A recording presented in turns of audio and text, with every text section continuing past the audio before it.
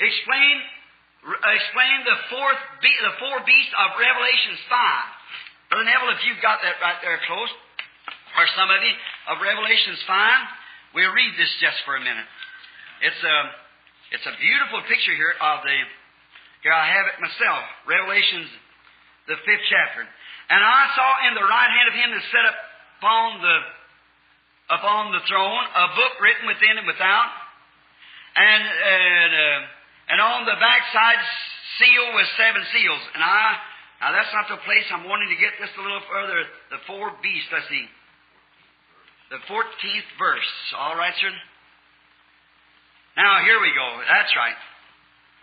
Now, let's begin up here at the 12th verse. Oh, I guess and the 4 beasts said, Amen. Now, there's a little place behind that, Brother Neville. Behold, I heard the voice. Let's see just a minute. I was reading it a while ago. Oh, here we are. Let's begin at the 6th verse.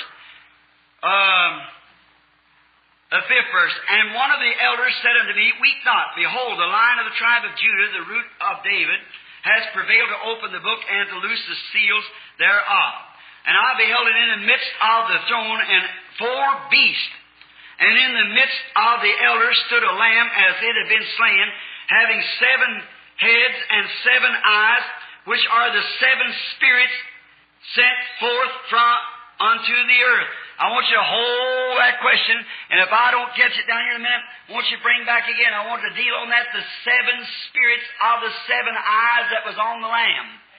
Oh, that's a real beautiful thing. Well, we want to get this brother's question now. All right, don't forget that now.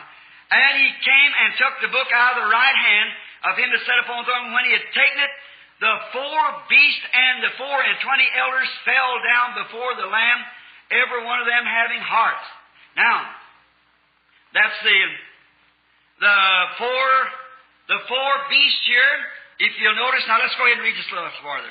Golden harps, full of vials and odors, and prayers of saints. And they sang a new song, Thou art worthy, when they had made all their worship to the Lord.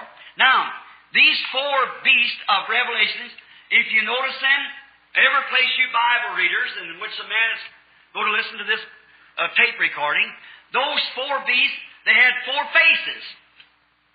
One had a face like a man, the other had a face like an ox, and the other face was like an eagle, and the other face was like a lion.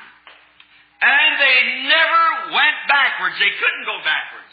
How many remembers the old book of Revelations when they taught it years ago when I took about 2 years here on the book of Revelation? A lot of the old-timers do. Look, they could not go backwards because every way they went, they were going forward. If they went this way, they was going like a man. If they went this way, they was going like a lion. Went this way, they was going like an eagle. If they went this way, they was going like an ox. See? They couldn't go backwards. They were going forward all the time. Now, those 4 beasts, now to quickly get this, because I don't want to stay too long on this, but the 4 beasts, the beast in Bible represents power. And you notice these beasts were not out yonder in the lake or in the sea somewhere coming up, but they were at the throne of God. And they were worshiping God. Those 4 beasts means 4 powers that come up out of the earth, and those 4 powers was the 4 Gospels. Matthew, Mark, Luke, and John. One don't contradict the other.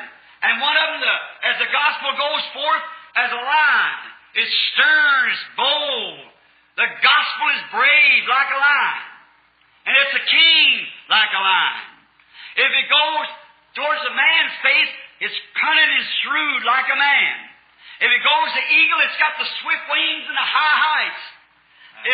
See what I mean? If it goes like the ox, it's a workhorse that can pull the work ox, that pull the burden of the gospel.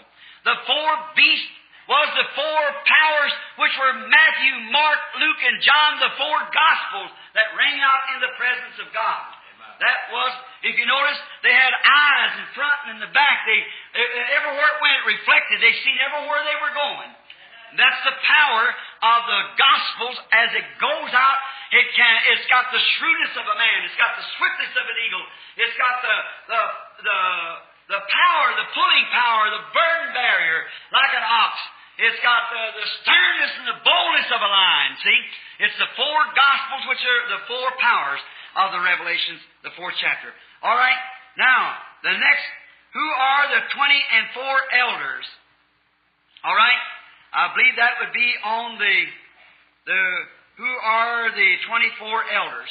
Now, that's just simple. We could get to it. The 24 elders was sitting before the throne. That's in I believe it's in verse 4 is where it's found. And there went out another, I've got to, let's see, 4:10. All right, Revelations, the 4th chapter and the 10th verse, that's right. We'll get to it. And the 24 elders fell down before him that sat on the throne and worshipped him that liveth forever and ever, and cast their crowns before the throne, saying, Thou art worthy, O Lord, to receive glory and honor and power. For Thou hast created all things, and for Thy pleasure they are and were created.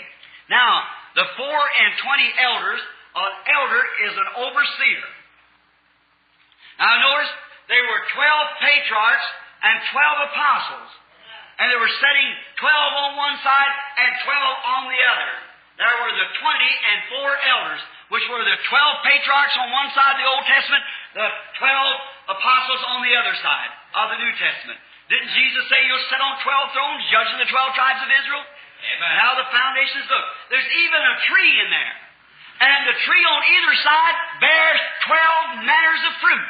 And they yield their fruit once a month, which is 12 months in a year. They render 12 manners of fruit every year as it goes by. 12 is that worship number, you see. And there's a 24, between 24, 12 apostles and 12 patriarchs. They're sitting at the throne. All right.